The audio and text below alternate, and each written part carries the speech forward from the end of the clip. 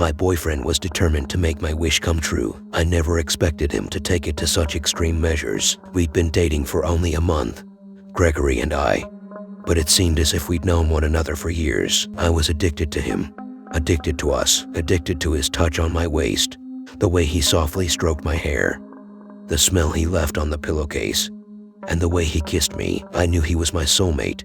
I thought I knew everything about him. Sadly, I soon found out that I didn't know him at all. My family disliked him from the very beginning. They told me he was awkward, weird, off-putting, that they had a bad feeling about him, and a number of other hurtful things. My dad told me that a 32-year-old uneducated man working an entry-level job as a scrub had no business dating his daughter, and that if he was really going to med school, he would have done that already. I told him that a surgical technologist was a more honorable job than his career as an accountant for a law firm, and that he'd feel real stupid when Gregory became a doctor. A fight started that day, worsening my already rocky relationship with my parents. My parents both agreed that, although they could not tell me what to do with my love life, they disapproved of our relationship and he was not welcome in their home. Gregory wasn't mad though, considering the awful way they were treating him. Instead, he held me in a warm embrace and offered a simple solution. "Why don't you just move in with me?" I was nervous, but couldn't ignore the twinge of excitement in my gut. Gregory had a small basement mother-in-law apartment, but it was comfy and big enough for the two of us. It was where we spent most of our time anyway.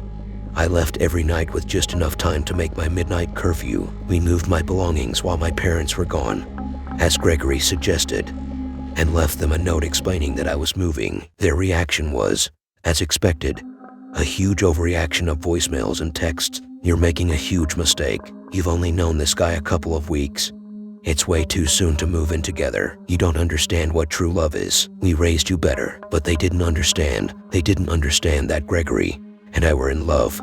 True love. We were soulmates. I felt lucky to have met my soulmate so early in life. Gregory held me tight as we cuddled on his futon. He stroked my hair gently as he told me how I needed to cut the bad fruit off the tree. He explained that my family didn't want me to be happy, but he did. He told me that my family was only going to get in the way of us, and that I had to cut ties with my family so we could be free. I was hesitant. I loved my family and knew they wanted what was best.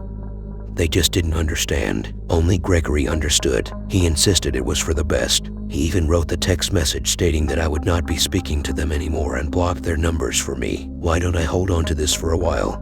he said, tucking my phone in his pocket. "It will only bring you negativity. I want you to be happy.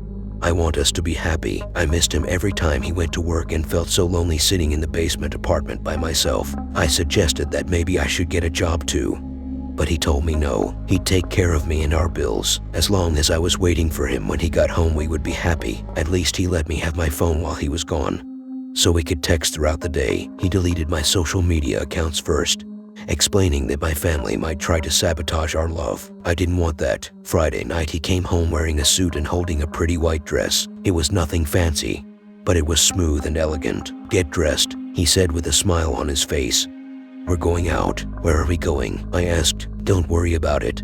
It's a surprise." I put on my dress, which fit shockingly well. Gregory had gone through all of my clothes, keeping the ones he liked and discarding those he didn't, so he knew what size would fit well for me. We spent a couple of hours driving before pulling up to a small white chapel with pink and blue neon lights. "We're getting married," he told me after he parked the car. "We'll be happy together for the rest of our lives." I was hesitant at this unexpected event. Although we had talked about marriage as a future endeavor, I didn't expect to be confronted with marriage quite so soon. But, as Gregory said, we were soulmates. Delaying the inevitable would be a disrespect to our love. At the command of the officiant, he slid the sterling silver wedding band over my finger. It wasn't a fancy ring, but he promised that when he became a doctor he'd get me a fabulous one. It didn't matter to me. I was happy with the one I had. What a ring symbolizes is more important than the ring itself. It was 1 week later that my parents found out. While Gregory was at work, I received several text messages from my parents who had found a way to message me from an alternate phone number. I don't know how they found out, but they did. "It's way too soon for marriage.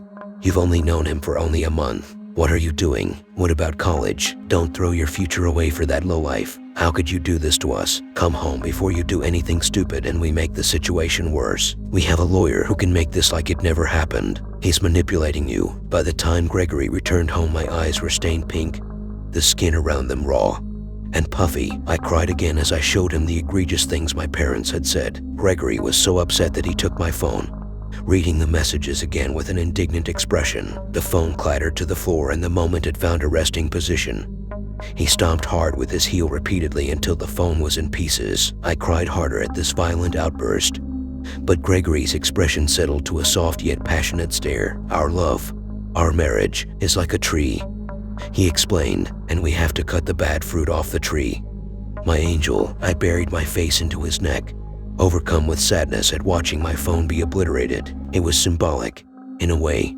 Symbolic of cutting my old life away so I could focus on my new life. Still, although I knew it was for the best, I felt grief in a sort of way, as if my parents had just died. He held me for what could have been hours. My mind had been in an almost dreamlike state, trying to grasp that my family would no longer be a part of my new life. I wish I had wings, I finally mustered after my eyes had run out of tears to shed. I wish I had wings so I could just fly for a while. Would that make you happy? Gregory asked, with an indiscernible but thoughtful expression on his face. Yeah, wings would be nice, I finally said, with a strange bit of an uninvited smile. I can do that, Gregory said. That would be sexy. I wasn't sure when I fell asleep, but Gregory had stayed in the same place all night, allowing me to sleep peacefully using his shoulder as a pillow. I woke up to his soft whisper that he had to go to work, and that he'd be back as soon as he could. Gregory returned late that afternoon with an excited smile on his face, similar to the one he had worn when he had come home with my wedding dress. He held a few bags in his hand and a blindfold that he insisted I wear while he prepared my big surprise that would make everything better. He sat me down on the futon, telling me to take a deep breath. I did what I was told and breathed deeply, but then felt a sharp pain on the inside portion of my elbow. I tried to pull away from the pain, but Gregory held my arm tight as he pushed the sharp object further into my arm. Although I initially struggled, I quickly found myself too tired to continue the fight. I woke up with my head buzzing. My mind struggled to find consciousness, but a fog kept pushing my mind back down into a nauseous place somewhere between dreams and clarity. Slowly but surely I was winning the struggle. Awareness and sensation eased into me, and I realized that I was face down on the futon completely nude. Although a blanket covered my lower body, my torso from the lower back up was exposed to the cold air blowing on me from the air conditioning vent above. I tried to move, to pick up my head and wake myself up, but a series of sharp intrusive pains forced me to freeze, wishing for a return to the dull but painless sensations from moments before. But it was too late. All I could feel was pain, a sharp but lingering pain up both sides of my spine to the base of my neck, and down the back of each arm to my elbows. It was a threatening pain that promised retribution for any movement I dare make. My senses came back to me with vengeance. My heart felt as though it were trying to break my sternum while my chest refused to expand to let in enough air. Panic set in as I tried to breathe and move, but for every breath and movement I attempted, I was punished by a sensation of ripping across my back and shoulders as if my skin wanted to detach itself. Hey, settle down. Gregory's voice came from behind me, gentle and reassuring. His hand touched the back of my head, stroking my hair, allowing me a small parcel of relaxation. I still believed Gregory to be my safe space, until what he said next. You'll rip out the stitches, my angel. Some stitches? I asked with a shaky voice, grimacing at the revelation. Why do I have stitches? Gregory kneeled beside me and placed an icy hand on the side of my face. His eyes were wide and excited, an expression that I once believed to be passionate love but could finally see was one of madness and insanity. Your wings, angel. I gave you your wings, he said, with the excitedness of a child on Christmas morning. I attempted to speak but had not yet grasped what he meant. My mind kept shifting from possibilities of what he had done to doubt that he could have done that to me. The result was an indecipherable mess of stuttering. S-H-H-H-H-H, Gregory said, putting his finger to my lips, barely able to contain his pride. I'll show you. He showed me a picture on his smartphone. In the picture I was unconscious, lying face down on the futon. On my back were, just as Gregory had said, wings. The shape and size of the wings matched the pain I could feel, stretching up both sides of my spine and across to my elbows. Imperfect overlapping rows of medium-sized white feathers covered the wings from top to bottom. Isn't it perfect? Gregory asked, a shaky tear ridden. What did you do to me? Is all I could muster. This is what you asked for. Angel, you could be a little grateful. You know, Gregory scolded me as if I were a toddler refusing to eat dinner. He explained what troubles he went through to make this happen, troubles that he thought I should be more appreciative about. He stole anesthesia, a stitch kit, and actual human skin grafts from the hospital he works at. He cut them into the shapes of wings, stitched them onto my skin, and glued feathers he purchased from the craft store. I was crying again, which caused Gregory to become more agitated. The angrier he became, the more I cried, which in turn made Gregory dangerously angry. I pleaded through my tears for him to just take them out and let me go home. My real home, to my parents. Before I knew what he was doing, Gregory's hand had struck my face with a hard slap. His palm connected with my jaw, causing my vision to flash, albeit momentarily. "We are married now, Angel. This is your home," he yelled, his brow creased with fury, and angry finger pointed at my face. I tried to get up, fighting through the pain of the stitches pulling and ripping through my skin. But Gregory grabbed me by the hair and slammed me back down onto my face. Before I could try again, I felt another needle pierce my arm. I don't know how long I was out for, but after struggling for consciousness a second time, the early morning light was filtering through the drapes. The sharp pains had intensified and were coupled with an incessant soreness across my entire back. I tried again to move, but found that I was restricted not just from the pain, but from the tight restraints that squeezed my wrist. Thin rope, the type a hiker uses on those woven bracelets, was tied so tightly around my wrist that my fingers had pins and needles. The other ends were tied to the frame of the futon. With no slack, Gregory sat in a chair beside me. His expression softened but still maniacal. I flinched when he reached out and touched my face, but instead of hitting me, he softly caressed my cheeks. Now, it's okay. I'm sorry I got angry earlier. I'm sure you were shocked, and that's okay. But look, you're my angel now. I gave you angel wings and it's sexy." I asked him to untie me, telling him that it hurt, but was careful not to anger him again. Gregory refused, saying that I needed to stay still to allow my sutures to heal. "You need to get healthy, my angel, so you can focus on being healthy for the baby." "The baby?" I asked, terrified of where this was going but scared to make him angry again. "We're going to have a baby," he announced with a big smile while undoing his pants. "I know that will make us happy." No, please, not right now. I'm not ready. I don't want to be pregnant, and I'm not ready to be a mom," I cried. "You are ready to be a mom," he told me confidently. I objected again, but he pulled the sheet off of me and did it anyway. After he was done and was ready to leave for work, he pulled a syringe from his bag, but I told him I felt fine and asked him if he could just leave the TV on for me, for good measure. I told him I loved him and puckered my lips for a kiss. It disgusted me to kiss him, a sensation I previously loved. But I knew that if I had any chance at escaping, I would need him to trust me. Thankfully, he put the syringe down before leaving, but not before putting duct tape across my mouth. I waited for at least 30 minutes after he left before I dared to move. But after I was sure he was at work, I started my escape attempt. I pulled at the ropes, gritting my teeth through pain, wriggling my hands as much as possible, trying to get the knots to loosen. With each pull, the rope strangled my hand more until pale fingers throbbed and the blood from my wrist soaked the futon. I realized that my attempts were not only futile but counterproductive. What I needed was something sharp, but I had no way to get to move and get anything sharp. The only cutting tool I had available to me was my teeth. I pulled from my already aching wrist, crying out as the cord cut further into the flesh. My skin tightened across my back, bringing searing pain through the sutures. The stitches pulled with a twinge, threatening to burst through. I felt some of the sutures rip through my skin, but I grunted through one final painstaking effort, and my mouth was finally close enough to my hands. I rubbed the edge of the duct tape against my hands, smearing blood across my face, but a corner of the tape came free. I rubbed again and again until my mouth was free and bit into the rope. Instead of the rope,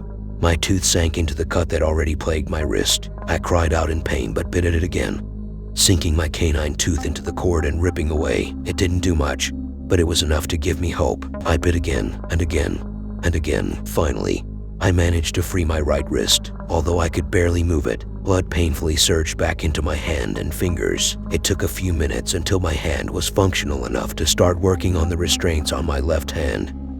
But between my hand and my teeth, the rope soon released and I was free. It was already well into the afternoon. I was terrified that soon Gregory might be home, so I allowed myself only enough time to put on sweatpants before running from the house. I was unable to put on a shirt due to the abomination on my back. The pain in my back was excruciating, and I could feel a steady stream of blood running down my back from torn stitches. I was nauseous and weak from the anesthesia and lack of food, but I managed to stumble out of the door, my wing catching on the door frame and tearing a fresh wound in my back. I barely made it up the concrete stairs, heavily leaning on the railing. I scrambled around the house to the door of the main level, ringing the doorbell and banging on the door.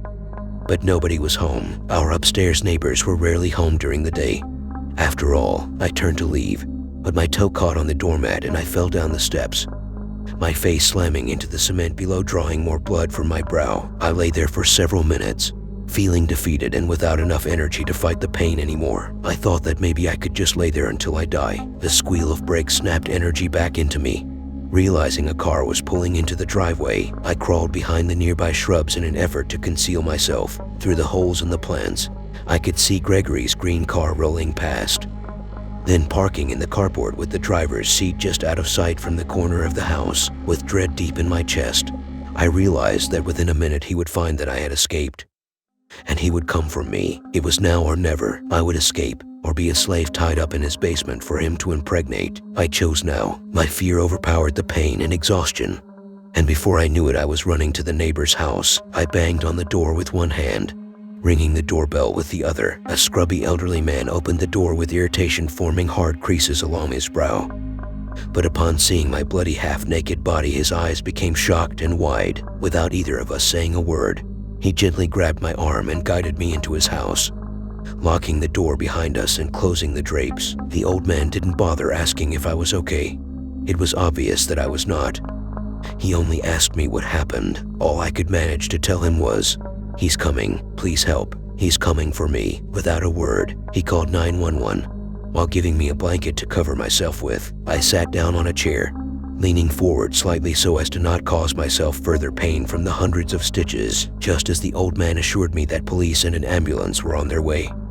I saw him. I saw Gregory, looking through the sliding glass back door. The glass shattered, sending fragments everywhere, a rock thudding against the hardwood floor as Gregory reached through the hole, unlocking the door and sliding it open. His face was etched with not just anger, but pure hatred. His wide eyes glared threateningly into mine, with a promise of punishment and vengeance. The old man told me to run and boldly stood between Gregory and myself. I ran to the front door, scrabbled with the lock, and threw the door open just as I heard the elderly man cry out, followed by the thud of him hitting the floor. I ran out across the front lawn and into the road, my bare feet screaming as my heels slammed down onto loose pebbles. I screamed for help so loudly my dry throat felt as if it were being cut open from the inside, hoping somebody, anybody, would hear. I hadn't heard him coming until Gregory grabbed onto the wing he had crudely sewn to my body. I could hear and feel my skin ripping from my back as the wing detached completely before my head was ripped back from Gregory's grasp on my hair. A hard hit to my head caused a flash in my vision, and when I could see again, the hot asphalt was burning into the fresh open wounds of my back. Gregory stood over me, my throat already closed from his crushing weight. "Till death do we part, Angel, and that will be the only way we part," Gregory grunted, using all his strength to make sure I would never breathe again. I clawed at his hands, desperate for air, desperate to live long enough to see my family one more time. With a sudden and thunderous boom, Gregory's head disintegrated into unrecognizable and misshapen mush. Air painfully rushed back through my throat while thick hot blood covered my face and torso. The old man softly grasped my hand, putting his shotgun aside. I tried to speak, but he gently shushed me. I could hear the sirens nearby, so I surrendered the pain and exhaustion, knowing that my nightmare was over. I woke up in the hospital, thankfully wingless, with my parents at my side. With their help, I've been healing, physically and emotionally. The elderly man that saved me was also hospitalized for a minor brain hemorrhage, but he too will be okay. My family wasted no time forgiving and helping me heal. The scars on my back, though, the ones in the shape of the wings I had wished for, remind me every day to trust nobody but myself and my family. Every week in October, my friends and I used to get together to tell ghost stories. Last fall, they started coming true. I was running late and it was my turn to tell a story. That made it worse. It was cold for October and would get even colder after the sun finished setting. Falling leaves kept whipping around my bike, occasionally hitting me in the face. I almost ate a few. Halfway to the spot, I stopped to turn on the flashlight taped to the handlebars. The light was slim and shaky, but good enough to navigate the dirt road that ran back to Meadow House. Lex and JD were sitting on the crumbling wall around the mansion smoking when I pulled up. "Hey, look who decided to show up," JD said, tossing his cigarette into the gravel drive. "Mom wouldn't let me leave until I finished my English paper," I said, walking my bike over to the others where they were leaning against a sturdier section of wall, where Tone and Eddie O. Lex hopped off the wall and zipped her jacket up against the wind. Ed starting the fire and Tone's working on the food. "Did you bring it?" I nodded and pulled a bottle of wine from my backpack. "Just one?" JD asked. The cabinet was low. I guess my mom hadn't restocked in a while. If I pulled more than one, she'd probably notice. Lex examined the label. "Is it any good?" "I have absolutely no idea." JD slid off the wall, smooth as water down a drain. He plucked the wine bottle from Lex's hands, turning it from side to side. JD tapped the glass. "Sounds good," he said. "Sounds red. Besides, Eddie smuggled some beers out from his place." The three of us walked through the broken gate, each of us touching the left post with the 4 deep scratches. It was our little ritual, a reminder of when we first started our campfire stories. Meadow House must have been beautiful once. It was massive, taking up several acres a few miles outside of town. It had a dozen rooms, a garden, and even a fountain in the courtyard. What Meadow House lacked was a roof. I mean, it still had bits and pieces clinging to the frame like scraps of clothing on a river-washed corpse. But the place was essentially a wreck. Holes pitted the walls and all of the window glass had long since shattered from storms or stones. Kids used to come out to Meadow back in my parents' time when they felt an urge to break or burn or just wanted some private space. My dad told me about it, but the cops put a stop to that when the house started to attract drug dealers. For a long time, Meadow House was left to rot. Then we found her. If there's a better place on earth to tell a ghost story, I've never seen it. I could smell the fire Eddie O was building before I saw it. It was a perfect October smell, smoky and strong, dry wood cracking. Eddie always liked using old wood from deep in the forest around Meadow House. He'd show up early before the rest of us to start gathering. We usually set up in the garden just outside of the house.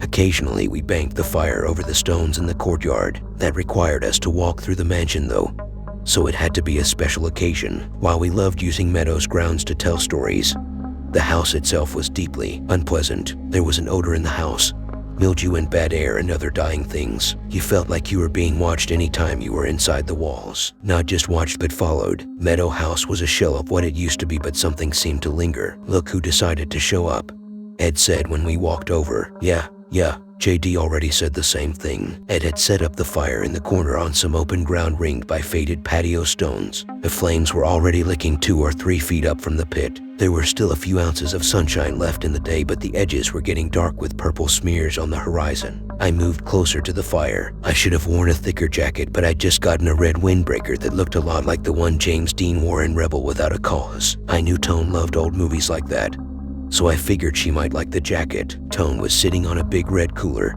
heel tapping on a stone path, sipping Coke out of a glass bottle from a straw. She'd set up a small card table next to the cooler with hot dogs and chips, s'mores stuff, assorted snacks. There was a pile of sticks under the stable so we could spear the dogs in marshmallows and cook them over the fire. "The buffet is open," Tone said, hopping off the cooler. "First come, first serve." She reached into the cooler, pulled out another Coke, and sent it sailing my way. "Don't open it yet, Chris," Tone warned. "It's gonna be shook up." We all gathered around the fire as soon as the sun was finally and fully sunk. It was freezing everywhere outside of the ring of light, but God, it was nice huddled up to the flame. I cleared my throat. Everyone was watching me, waiting for my story. "Have you heard the story of the sledgehammer slaughter?" I asked, launching into the tale. "They found the first body smashed to pieces on the riverbank. Every bone was broken. The skull a shattered dish with bits of purple-gray brains leaking out. According to the medical examiner, the cause of death was blunt force trauma from a sledgehammer." Detective Rourke was. How could they know that the wounds were from a sledgehammer and not, like, a baseball bat? JD interrupted. "The shape of the blows." "Duh," Tone answered. "Now shut up and let him finish." I smiled and continued. "They hung on every word." I was really proud of this story. I spent all week working on it. Half an hour later, it was over. Everyone sat blinking like we'd woken up from a collective dream or nightmare. After cleaning up and packing up, we all went our separate ways. I almost worked up the courage to ask Tone if I could walk her home. Next week, I promised myself. She did compliment me on my jacket.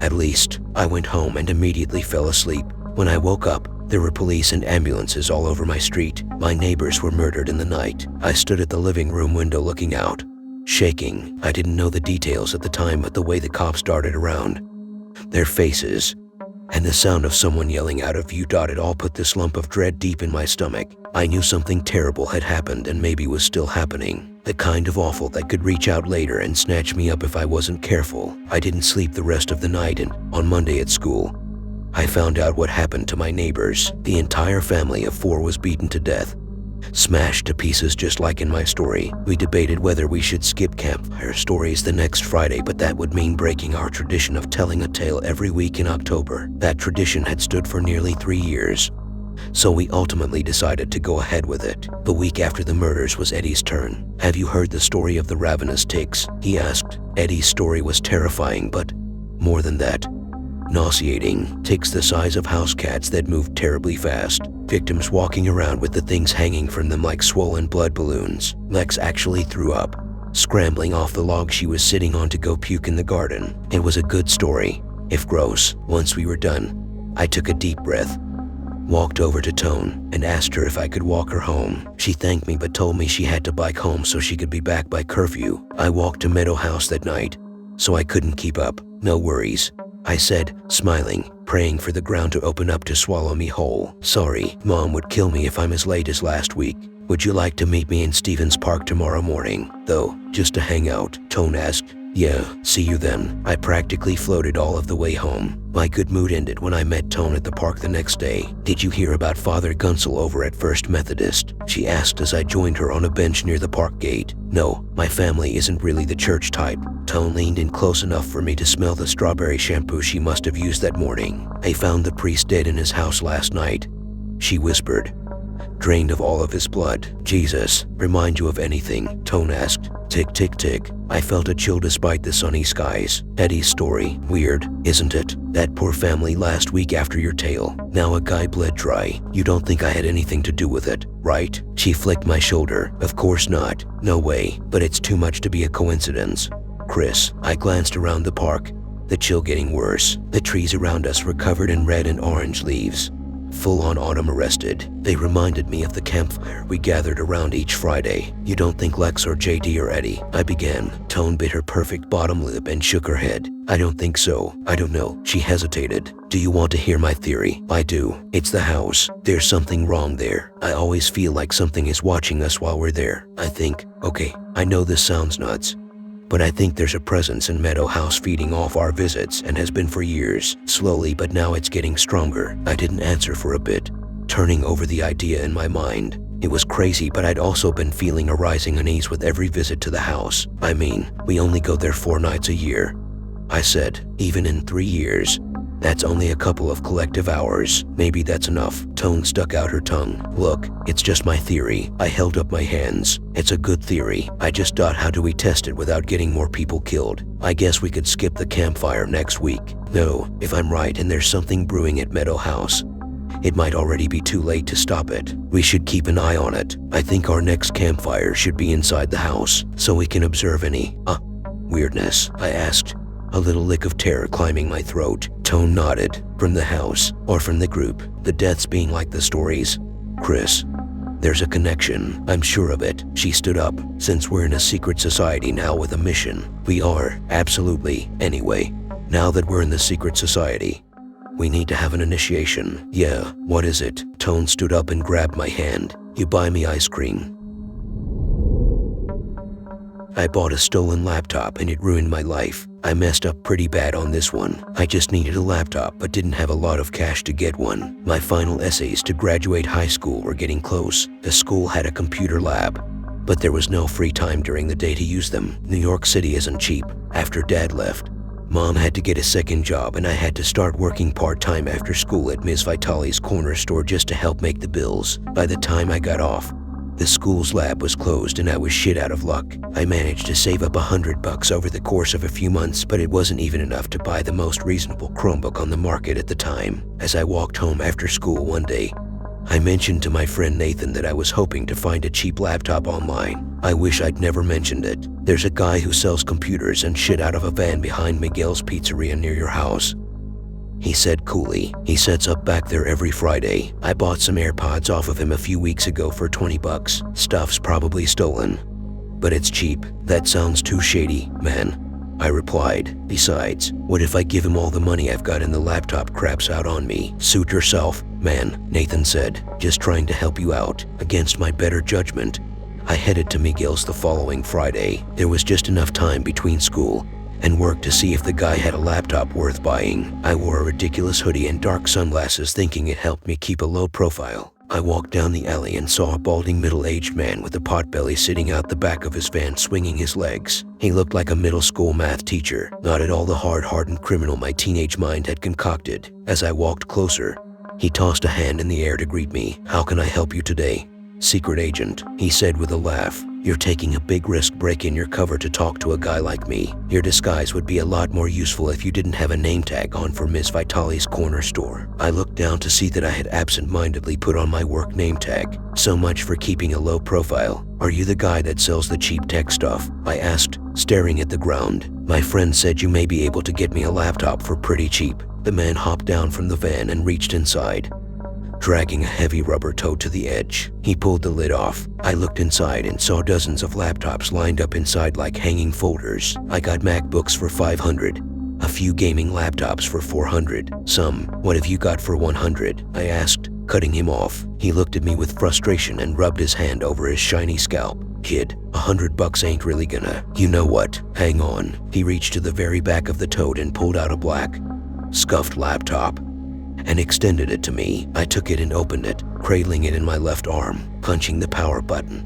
I watched as it booted up and loaded an older version of Windows. "That's all I can do for $100, my man," he said. "It ain't much, but you can check your Facebook or whatever you goofy kids are doing these days." "Is it stolen?" I asked. He rolled his eyes. $100, want it or not." I slapped the money in his hand and hurried off to work. I hurried home after work with the new laptop in my backpack. Mom wasn't home from her second job yet, so I sat down at the kitchen table and pulled out the computer. The casing was scuffed up, but there was no major damage. My heart thundered with a mixture of pride and apprehension. I pushed up the screen and hit the power button. The bright screen filled the darkness of the empty apartment. Excitedly, I began to mouse through the start menu to see what programs were already installed. It only took me a moment to see that whoever had used this computer last hadn't wiped away their information. There were the standard web browsers you would expect: Chrome, Firefox, and Edge. In the lower right-hand corner of the screen, there were two icons I had never seen before. The first was a purple circle called Tor Browser. I knew from some of my tech classes that this would allow you to access the dark web,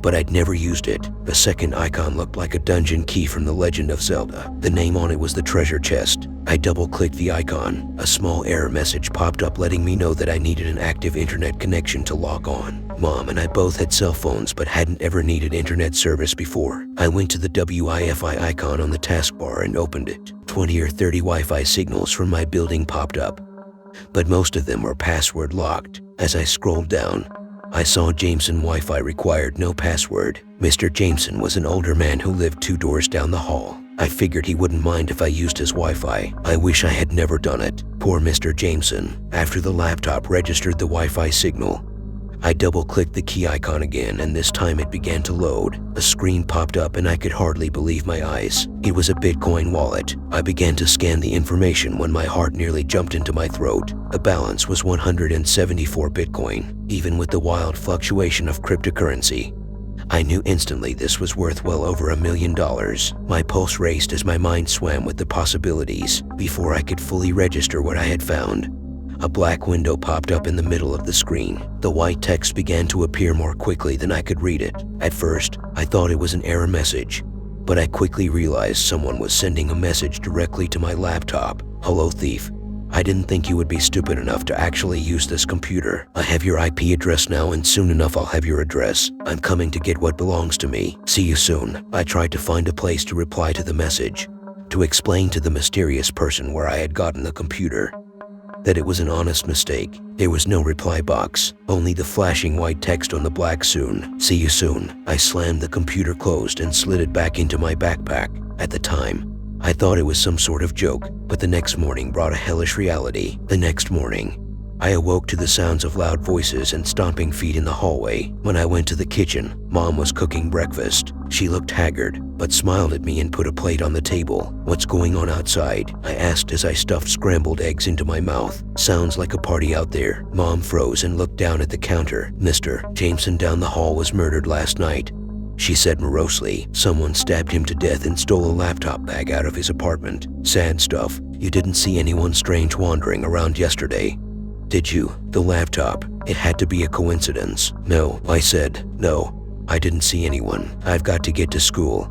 "Mom, I love you." I grabbed my backpack and slipped out the door. Down the hall, I could see a swarm of police officers standing outside of Mr. Jameson's apartment. A group of EMTs was pushing a stretcher out covered with a long, white sheet. I almost vomited. The entire day at school, my mind was consumed with the laptop and Mr. Jameson. I looked through the news feeds on my phone all day to look for updates on his murder, but there were only 2 short stories sharing the same information that my mother had told me. It seems one old man in a city of millions hadn't warranted much attention from the media. I continued doom scrolling through various crime stories throughout the day when another one caught my eye. Marcus DeLonge, 46, was found stabbed to death in his van behind Miguel's Pizza last night at approximately 11 p.m. The deceased had a long criminal history of technology theft and illegal sales. No suspects have been named at this time. Creeping nausea that had haunted me since that morning finally went over and I vomited onto my desk. All of the students around me scattered away as my entire breakfast made its way onto the floor. I grabbed my books and bag and headed for the door. The school nurse called my mother and suggested to her that I go home for the day to get some rest. My mother agreed and told me she would come home to check on me. I begged her to stay at work and just let me rest. We needed the money and couldn't afford for both of us to be off work. She reluctantly agreed and I began the walk home. There was no food left in my stomach, but I fought the urge to dry heave during my entire walk. It seemed impossible that the 2 murders were a coincidence. The same day I bought a laptop out of a van, 2 people had lost their lives that were, directly and indirectly, related to it. A few blocks from my house, my cell phone began to vibrate in my pocket. Figuring it was Mom texting to check on me, I pulled it out and entered my password to turn it on. There was a text message, but it wasn't my mother. The numbers were just 0. "You're a hard kid to find. Too bad about Marcus and the old man. But I'll find you. See you soon." I tried to reply to the message, but before I could it vanished. For a few weeks after that, things were calm. I had thought about contacting the police 1,000 times, but I was never brave enough to pull the trigger. Buying stolen property and inadvertently causing 2 murders seemed like more than I could explain. But the guy seemed to have given up. I didn't use the laptop again, but it still sat under my bed. Miss Vitale agreed to allow me to work on my school papers in the back office of her shop when we didn't have customers. It was a small relief, but the guilt of everything that had happened still weighed heavily on my mind. I hardly slept or ate. I was in the back finishing one of my term papers when the door chime rang. I stood up from the desk and walked behind the counter. A middle-aged man wearing a hoodie stood at the deli counter, so I walked over. "What can I get for you today, sir?" I asked. "How about a turkey and rye?" he replied. "Add mustard and American cheese." "Sure thing," I replied. "Anything else?" "Yes," he said, pulling a knife from inside of his jacket. "I want my laptop back, you little thief." The man pointed the knife at me and I pressed myself against the back wall behind the deli cooler. I couldn't see the top of his face because of the drooping hoodie, but I could see a wicked grin stretched across his mouth. My hand fumbled on the counter beside me trying to find the bread knife. I don't have it," I muttered. "It isn't here. I got rid of it. You had better take me to wherever you've stashed it, kid."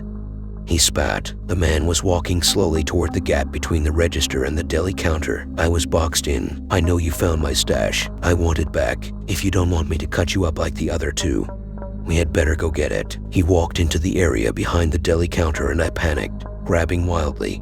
I found the handle of the bread knife and leaped over the deli cooler into the center of the store. I started to run toward the back and I could hear the man's feet slamming against the floor as he trailed behind me, slamming the back door open.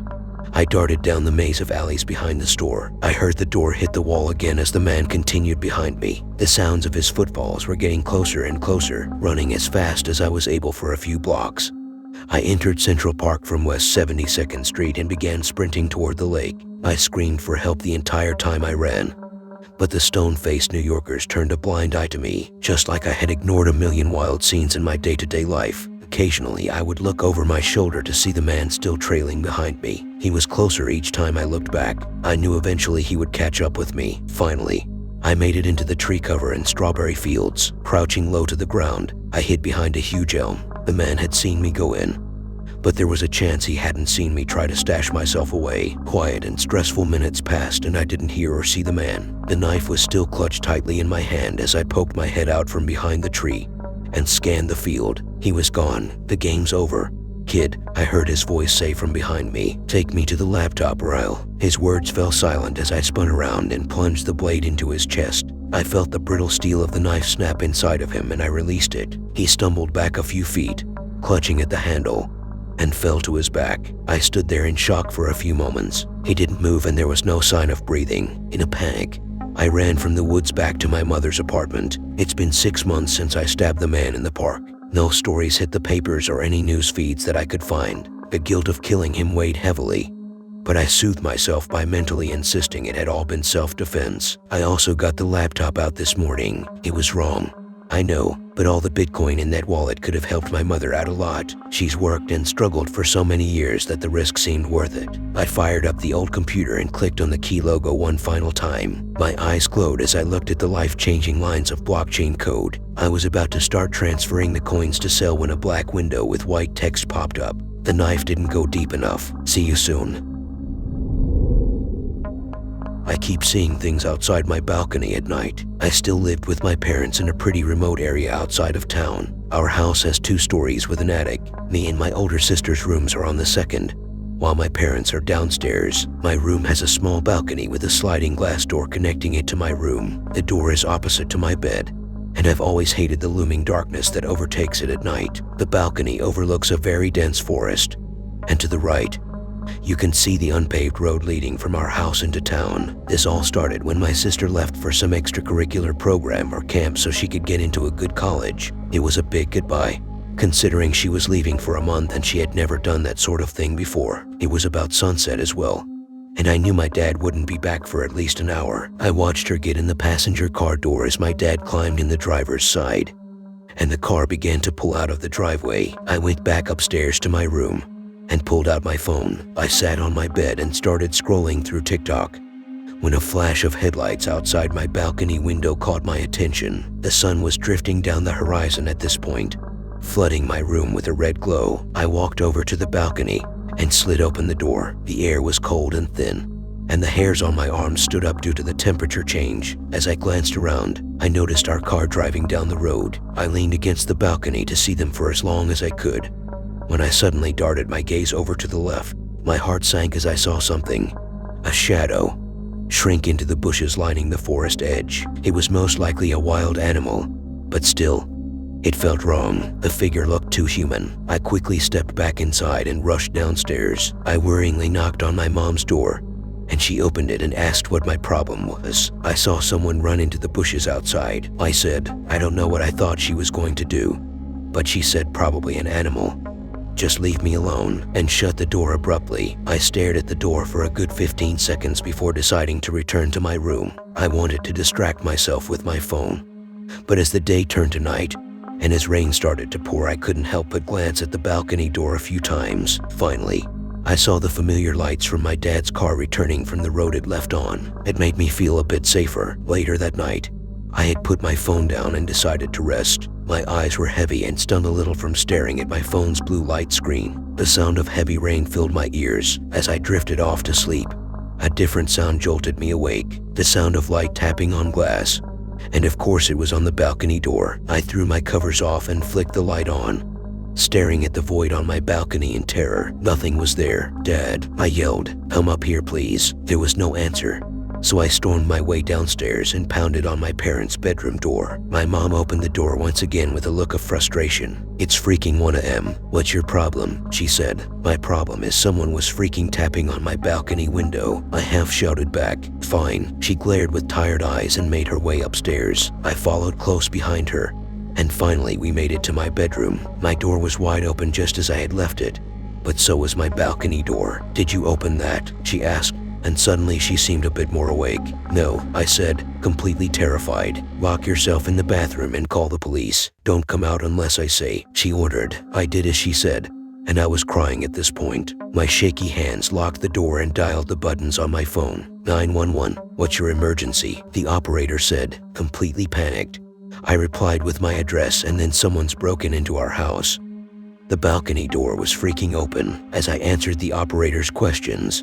I noticed my volume and brought my voice down to a whisper. It was too quiet. Suddenly I heard my mom scream in terror, and a door slammed. "Are you coming?" I said. "I've dispatched the police and they are on their way. Stay on the line," the operator replied. I was in that bathroom for 10 minutes until I heard the sound of sirens in the distance. I was visibly shaking in fear when they found me, and they escorted me out of the house. Thankfully, I saw my mom alive outside. From there I was told what happened to her. My mom ran downstairs and grabbed a kitchen knife, then ran around to lock all the doors. Then, she locked herself in her room again. As she sat on the bed, something under the bed grabbed her foot. She screamed and ran out of the room, slamming the door and running outside. My dad didn't come back home from his drive that night. He stayed at a motel because of a rainstorm that made it too hard to drive back home. I don't know who I saw driving back, but it wasn't my dad. Somehow though, I knew it was our car. It looked the exact same. The next day, we decided to move in with my grandparents who lived a few towns away.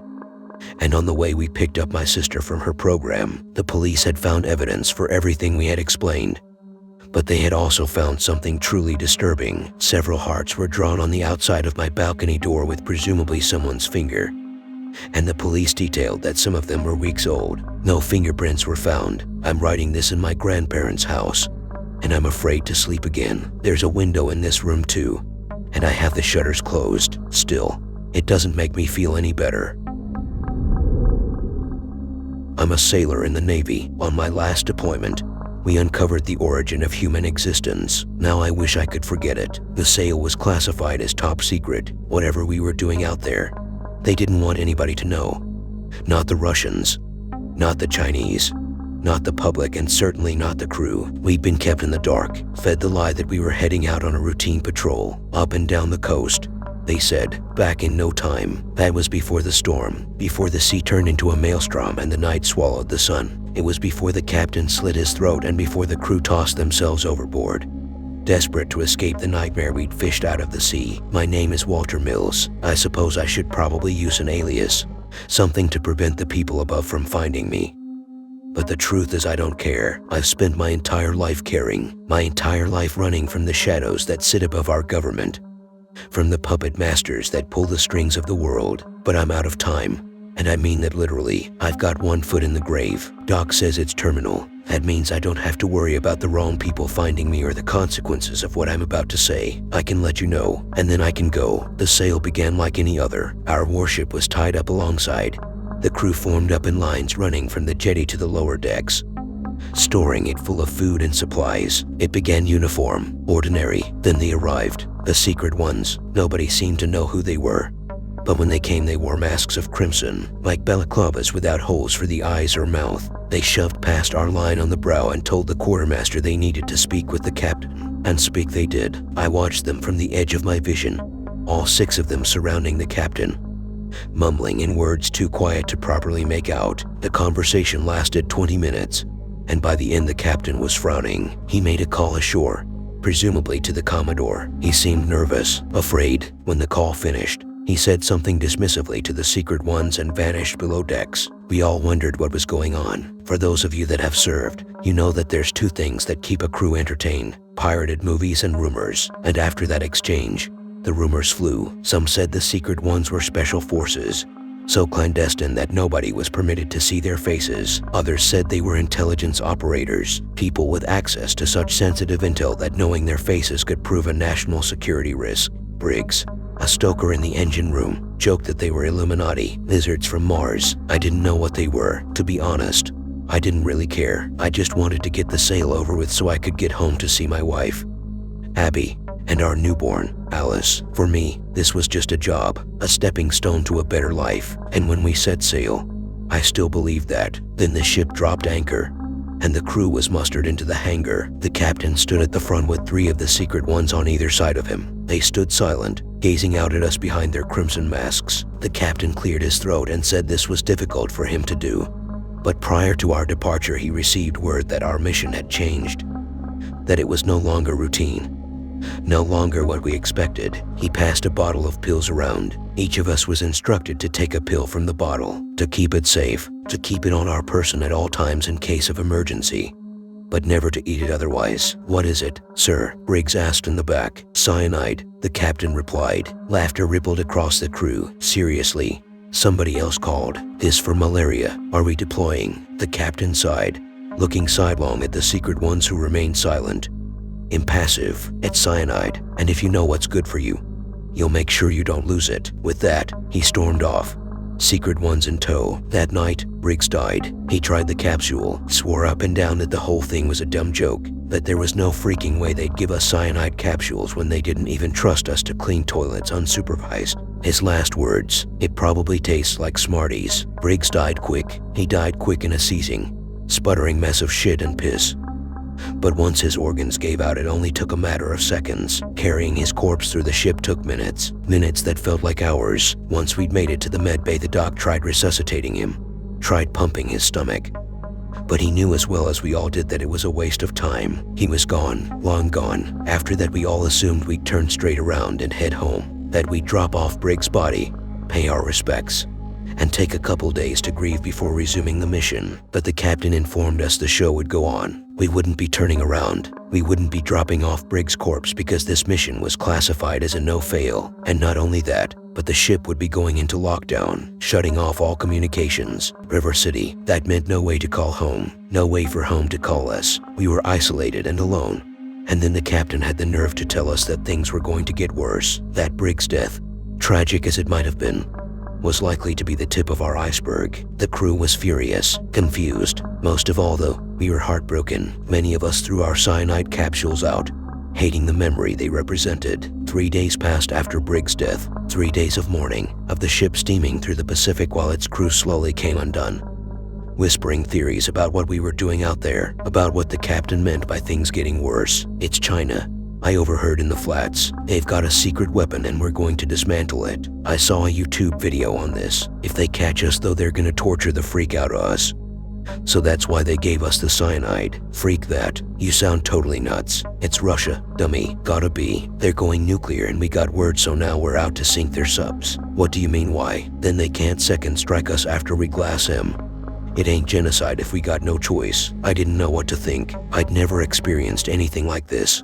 And so I just woke up, did my watches, and went back to bed. Rinse, repeat. I tried not to talk about what was going on because every time I did, Briggs inevitably came up and the memory hurt like a knife to the gut. He and I had gone through basic together, sailed up and down the Pacific Northwest, and made a game of finding old coins in every port. So I just kept my head down, did my work. I was doing that work when the captain's warning came true, when things got worse. It was a night watch and I'd been steering the ship on the bridge. One moment we were sailing through smooth waters in a bright, cloudless night, and the next moment it all disappeared. Darkness stole the evening like a light switch set to off. I recall the watch officer moving onto the bridge wings and staring up at the sky, trying to determine if the moon had slipped behind a cloud. When he came back, he looked confused, shaken. It was odd to me because we had radars, so it wasn't like we were navigating blind. He called the captain and reported that the moon was missing. "Gone. Stay the course," the captain commanded. "But sir," click, the line went dead. The next morning the sun never rose. The sky remained as black and haunting as the night before. Around this time the secret ones began acting more bizarre. Whereas before they more or less stayed put in their cabins,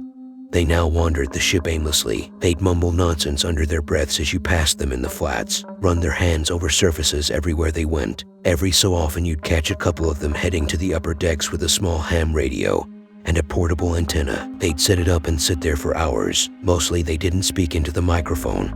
They'd just listen to the static buzz of the speaker. Every so often, though, you'd hear them screech into the mic. Once I saw one crying into it, just weeping quietly, hands clutching the sides of their head. The crew's discussions became more erratic. Talk of Russian or Chinese super weapons mostly vanished. And now the going theory was that we were making contact with aliens, that we'd located a downed spacecraft and were attempting to communicate with it. That's why the sky's gone all freaky. It's alien cloaking technology designed to keep their craft hidden. If we get it first, then we'll be able to travel to different planets and shit. The guys in red work for Elon Musk. SpaceX, why do you mean how do I know? I asked one. No way. I told you the Russians were gonna nuke us and now they did. Why do you think it's so freaking dark? Man, nuclear winter. All the ash and soot blotted out the sun. Dummy, neither theory was close to the truth. Nobody on board had any idea just how bad things were, or how bad they were going to get. If we had, then we'd have staged a mutiny right then and there and turned the ship around, gone back the way we came. But we didn't. We sailed into the night. The following week passed in confusion and despair. The crew became more irritable. People who were usually chipper were suddenly snapping at one another, fighting over the littlest things. Errant comments became verbal meltdowns in the space of seconds. Cold coffee led to fistfights. Missing toilet paper left a sailor with a black eye and a bloody nose. But those were manageable problems, not so far out of the ordinary that we weren't equipped to understand them, to deal with them. What happened in the gym between Myers and Yindel, though, that was something none of us were equipped to deal with. Yindel was spotting Myers on the bench press. I don't know what was said. I wasn't there. All of my information is secondhand, but according to witnesses, an argument started when Yindel accused Myers of sabotaging their marriage. Words flew. Myers went to rack his bar, but Yindel kicked the bar down. 200 pounds. It nearly decapitated him. It had been better if it had. Myers was still alive when the doc arrived. His neck had been severed badly, hanging by strips of flesh, but his eyes were still moving. His throat was still choking. Yindel sat bawling in the corner, screaming that she didn't mean to, that she never wanted to hurt him but couldn't stop herself. She screamed as they dragged her away. As they locked her up, Myers didn't live much longer. The doc put him out of his misery the fastest way he could think of, by finishing the job. The rest of the crew got to work cleaning up the blood. As for Yindel, she died an hour later. Turns out she never threw out her cyanide capsule, and she finally got her chance to use it. At the time, I felt awful for them. Awful for Myers to suffer the way he did, and awful for Yindel because I knew exactly what she meant, that she never meant to hurt anybody, that some dark miasma had infected the ship, had seeped into our hearts and minds, and it had made us angry, desperate. That night I thought of her, of what she must have looked like after she'd swallowed her cyanide capsule, of how easy it could have been to escape this nightmare if I'd never flushed mine. Then my thoughts turned to my wife, my daughter. Guilt filled my stomach like a pit of vipers, snapping at me for even thinking of leaving them behind. I drifted off. My dreams were messy things, hopeless, twisted. I dreamt of Briggs' spirit wandering the ship, unable to find peace so far from home, trapped in a steel cage like a rat. When I awoke, my mind felt like mush. I stumbled through the flats like a zombie, each step more plodding and heavy than the last. My ears rang, my vision blurred. I half wondered whether I'd been drugged or if there was a carbon monoxide leak in the mess.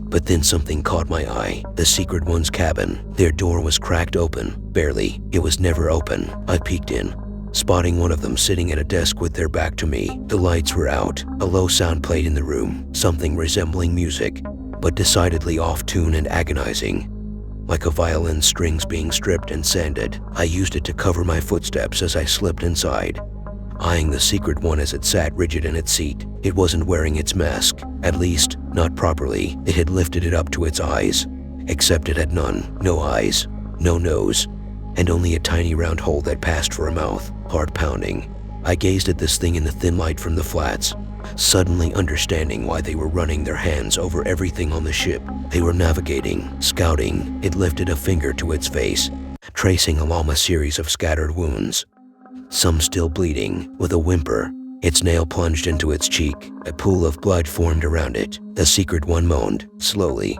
it peeled off a small strip of flesh, then another. It placed them down on the desk, humming in tune with the distorted music, and the flesh began to writhe. It began to twist and reshape. The Secret One felt it with its hands, nodded to itself. Then it pulled a file dossier from the desk, opened it up and felt for a form before scribbling something onto it and replacing it in the drawer. The cabin door creaked open. Another Secret One stood in the doorway, gazing at me through its crimson mask. It cocked its head, took a step forward. My body rippled with goosebumps, wondering if this one still had its features, its eyes. It mumbled something incoherent, and the first turned in its seat. My skull pounded. Whatever headache I'd woken up with had worsened, and now the pain was almost blinding. I stifled a groan as the first Secret One rose from its chair. It approached me and I took a quiet step backward as it reached into the locker I'd been standing in front of.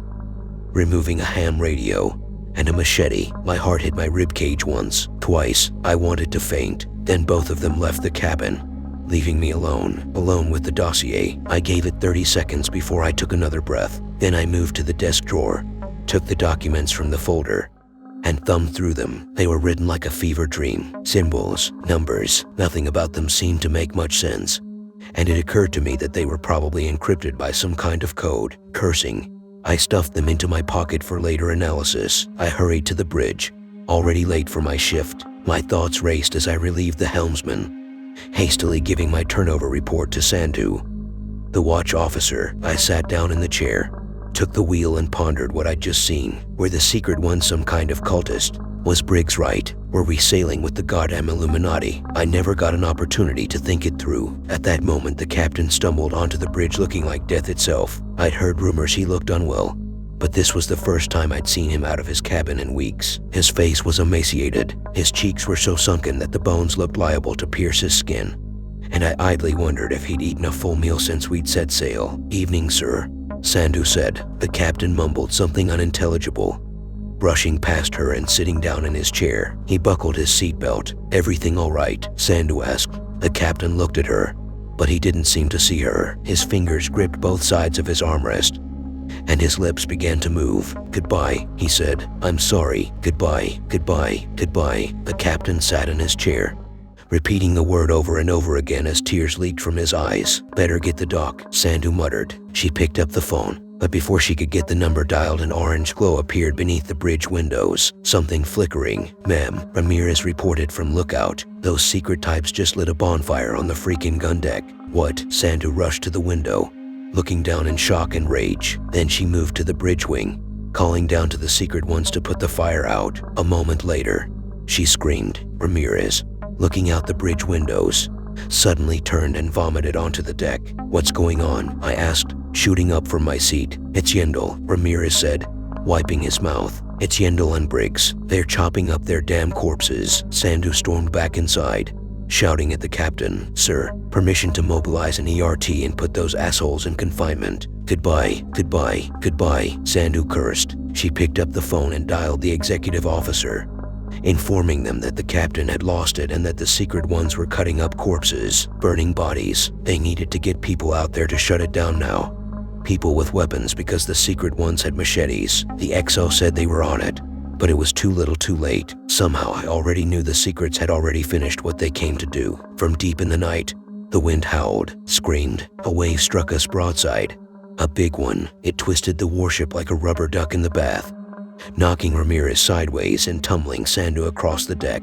I managed to steady myself against the helm console. "Jesus Christ," Sandhu breathed. "Everybody all right?" I buckled my seatbelt. "What the hell was that?" "Rogue wave," Sandhu spat. "Then 3 weeks of perfect weather and then that comes out of nowhere. This sail is cursed." She grabbed the phone and began a ship-wide announcement for a rapid survey, but she never finished the pipe. Another wave struck us, then another. Sandhu's head slammed against the center console with a sickening crack and she fell to the deck motionless. I braced against the helm, my seatbelt squeezing painfully into my waist. Nearby, I heard Ramirez shrieking, praying. The captain continued to utter his refrain. "Goodbye, goodbye." Lightning flashed. For the first time in weeks, I glimpsed the sky. Dark clouds spun around us as though caught up in a whirlwind, and in them swam faces, shadows. They gazed down at us, anguished. I saw Yendel, Briggs. I heard them scream and howl as though calling for somebody in a language that could only be described as blasphemous. Ramirez's body arched and twisted. He hollered as though something were picking him apart from the inside out. I wanted to jump up and help him, but I needed to keep control of the ship. Abandoning the helm in a storm like this would mean certain death. "Not like this," Ramirez moaned. Tears streamed from his eyes as he gazed up at the haunting faces of the dead swirling in the sky above. "I can't." His hands gripped the guardrails running along the bridge and he pulled himself slowly against the violently rocking ship. Inch by inch, I gazed on helplessly as I saw him reach the hatch leading to the outside bridge wings.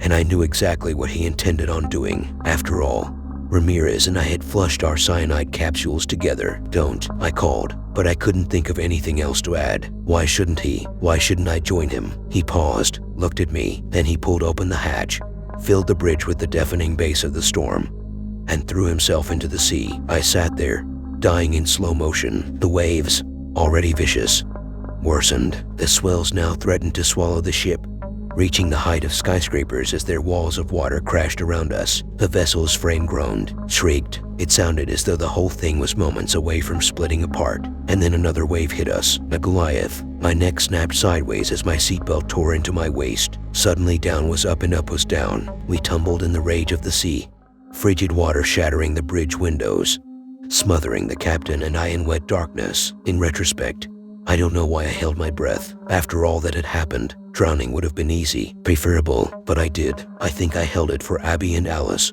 gurgling as I desperately attempted to get my bearings, until the water began to drain. All the water in the bridge poured out of the shattered windows, along with Sandu's lifeless body. I hung upside down from my seat, gasping for breath. Ahead of me, the captain did the same, appearing to have finally been shocked into lucidity once more. He was no longer muttering goodbye. Now he was gazing straight ahead, and something was gazing back at him, something titanic. It stared at him through the broken window, its eyes like three orbs of swirling obsidian. The captain reached into his pocket and pulled out his knife. It was meant to cut lines, to cut ropes. I wondered if he meant to fight that thing, to stage one final defense for him and his crew. But instead he pressed it to his throat. He jammed it into one side, and with a gurgling groan, ripped it across with both hands. His neck exploded in a shower of blood. The creature, seemingly satisfied, looked to me then. It looked to me, and I looked back, deep into those eyes of swirling darkness. And in them I saw the abyss. I saw the void. It was as if something had bottled all the pain of humanity into a single point, compressed it down into something resembling a collapsing star, and then let it ignite. A new Big Bang, an entire universe built of our despair. I writhed and twisted in my seat. It felt like somebody had poured napalm into my skull, and I realized that thing was inside of me, that it was tasting my thoughts, my memories. I clenched my fist and set my jaw, and I screamed my throat raw, but nothing lessened the agony. The cyanide. Why the freak had I thrown out the cyanide? It would have been so easy, so easy. Abby, that was why. Abby, and my little Alice, who would grow up without her father. I couldn't punch my ticket, not if it meant leaving them behind. My thoughts rebounded against the monster, the love I had for my wife and daughter struggling against all of its emptiness, struggling, but winning. The napalm in my skull dissipated. The screams echoing from my mouth faded to gasping breaths. A voice reached me, from somewhere distant and endless,